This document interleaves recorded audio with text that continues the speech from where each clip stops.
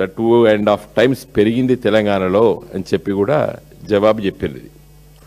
ఈ జవాబు చెప్పిన తర్వాత సప్లిమెంటరీ క్వశ్చన్స్ ఉంటాయి. ఒకటి మన కేఆర్ సురేష్ రెడ్డి గారు ఒకటి అడిగినారు, మరి కాళేశ్వరం ప్రాజెక్టుకు జాతీయ హోదా ఇస్తారని చెప్పి వారు ఏదో సప్లిమెంటరీ క్వశ్చన్ అడిగినారు. దాంతోపాటు యాదవ్ గారు ఉన్నారు కదా ఇక్కడ మన రాజ్యసభ సభ్యులు మన తెలంగాణ నుండి, అనిల్ యాదవ్ గారు, వారు సిబిఐ ఎంక్వైరీ చేస్తారా కాళేశ్వరం ప్రాజెక్టు మీద ఆయన ప్రశ్న అడిగాడు సప్లిమెంటరీస్. అడిగితే ఇతర ఏరా చెప్పనుండే, కానీ మంత్రి గారు 1,00,000 కోట్ల రూపాయలు నీళ్ల పాలైనాయని చెప్పిండు.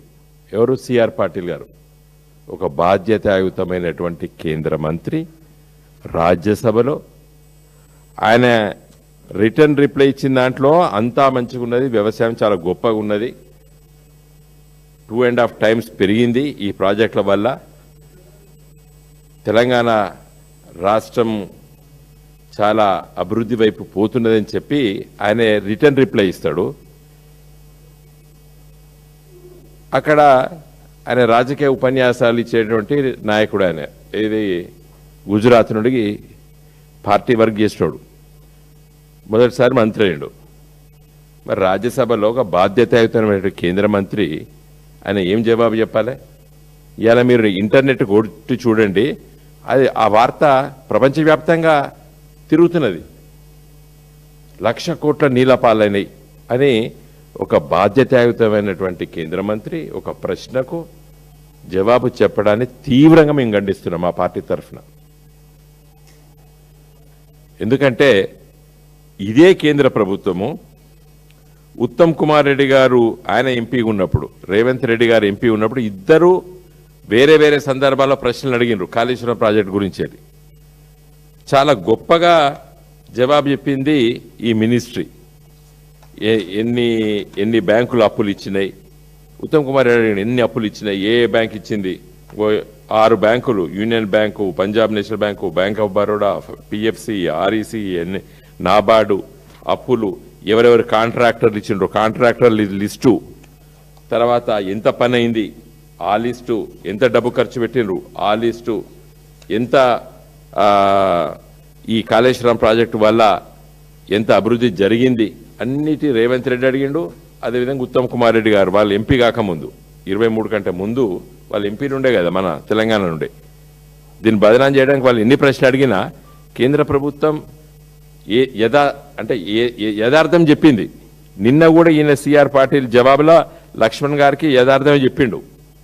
ఈ ప్రశ్నలన్నీ కూడా నేను డౌన్లోడ్ చేసి చూసిన.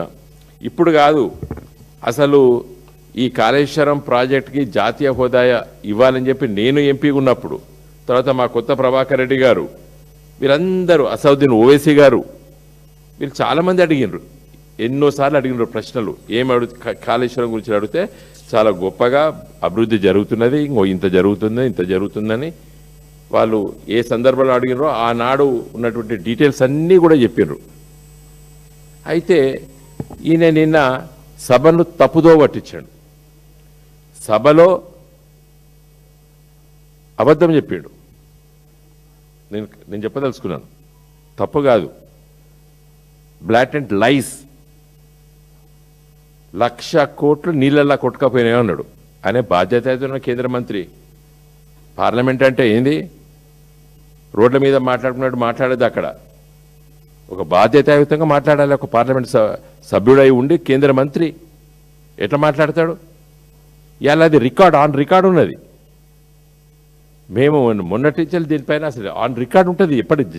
అసలు పార్లమెంట్ ఉన్నంత కాలం, ఈ భూలోకం ఉన్నంత కాలం ఆన్ రికార్డ్ ఉంటుంది. ఏది 1,00,000 కోట్లు కొట్టుకపోయినాయి తెలంగాణలో అని చెప్పేసి, నీళ్ళ పాలని చెప్పేసి ఆన్ రికార్డ్ ఉంటుంది.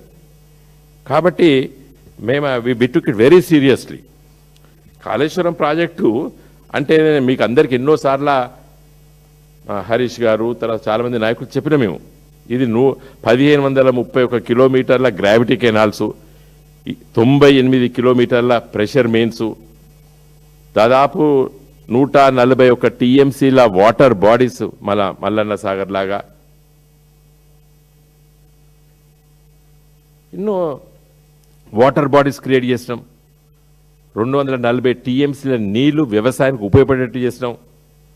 ఇది 3 బ్యారేజీలు, 15 రిజర్వాయర్లు, 19 సబ్స్టేషన్లు, 21 పంప్ హౌజులు, 203 టన్నల్స్, ఇవన్నీ కొట్టుకపోయినా గోదావరిలో. చెప్పాలా ఇప్పుడు వదిలిపెట్టం ఇది. CR Patil should answer in the parliament. రాజ్యసభలో చెప్పాలి ఇది. ఈ 3 బ్యారేజీలు కొట్టుకపోయినాయా, 15 రిజర్వాయర్లు కొట్టుకపోయినాయా, 19 సబ్స్టేషన్లు కొట్టుకపోయినాయా, 21 పంప్ హౌజులు కొట్టుకపోయినాయా, 203 టన్నులు కొట్టుకపోయినాయా? తర్వాత దాదాపు 20 లక్షల ఎకరాలకు నీళ్లు ఇచ్చేటువంటి ప్రాజెక్టు ఎట్లా కొట్టుకుపోయిందంటాడు ఈయన. పోనీ 1,00,000 కోట్లు ఖర్చే కాలేదని నువ్వే 100 సార్లు ఇప్పుడు పార్లమెంట్లో. 1,00,000 కోట్లు అసలు ఖర్చే కాలేదు, ఈ రోజు వరకు కూడా 1,00,000 కోట్లు ఖర్చు కాదు. ఎట్లా కొట్టుకుపోయిందంటావు నువ్వు ఒక కేంద్ర మంత్రి అయి ఉండి? దీనిపైన మేము చాలా సీరియస్గా ఈరోజు మా పార్లమెంట్ సభ్యులు కూడా ఆ సిఆర్ పాటిల్కి లేఖ ఇచ్చినాం. మా పార్టీ తరఫున he should come and clarify in the parliament. రాజ్యసభలో రేపు వచ్చి చెప్పాలి ఈ తప్పిదం జరిగింది అని చెప్పాలి ఆయన. కేంద్ర మంత్రి అయి ఉండి ఇవన్నీ కొట్టుకపోయినాయి గోదావరిలో. ఎక్కడిది వెళ్ళినా మరి, పోలవరం అనేది వెళ్ళినా, ఎక్కడిది వెళ్ళినా ఇవన్నీ చెప్పాలి కదా నువ్వు కేంద్ర మంత్రి ఉండి. ఈ పంప్ హౌజులు, సబ్స్టేషన్లు, మోటార్లు, టన్నల్స్ ఇవన్నీ కొట్టుకపోయినాయా? ఏం మాట్లాడండి నిన్న జవాబు పార్లమెంట్లో జవాబు అనేది చాలా ఆన్ రికార్డ్ ఉంటుంది, అది ఎల్లకాలం ఉంటుంది అది. కాబట్టి మా పార్టీ తరఫున ఇలా మా ఎంపీలు 4 ఎంపీలు ఇవాళ సిఆర్ పాటిల్ గారికి లేఖ రాసి ఇచ్చిండ్రు. అదే లేఖ ఇది మీకు అందరు కూడా నేను ఫార్వర్డ్ చేస్తాను. ఈ లేఖ మేము ఇచ్చి, in view of the above, we humbly request that a suitable clarification may kindly be provided in the Rajya Sabha so as to present a comprehensive, accurate and balanced understanding of the project and its contribution. We remain confident that such a clarification will further strengthen informed discussion and uphold the dignity of the House. Rajya Sabha oka dignity ni undalante CR Patil గారు వచ్చి clarification ఇవ్వాలి. ఈ కాళేశ్వరంలో ఈ రేవంత్ రెడ్డి గాలి మాటలు మాట్లాడినట్టు ఈయన ఎట్లా మాట్లాడతాడు పార్లమెంట్లో? ఈయన కావాలంటే ఈయన వచ్చి బండి సంజయ్ లేదా వీళ్ళు బీజేపీలో పబ్లిక్ మీటింగ్ పెడితే మాట్లాడుకోమని చెప్పిన ఎవడు పట్టించుకోడు. రోడ్ల మీద మాట్లాడుకోమని చెప్పిన ఎవడు పట్టించుకుంటారు? ప్రజలే పట్టించుకుంటారు వీళ్ళ మాటల్ని. కానీ రాజ్యసభలో ఎట్లా చెప్తున్నావు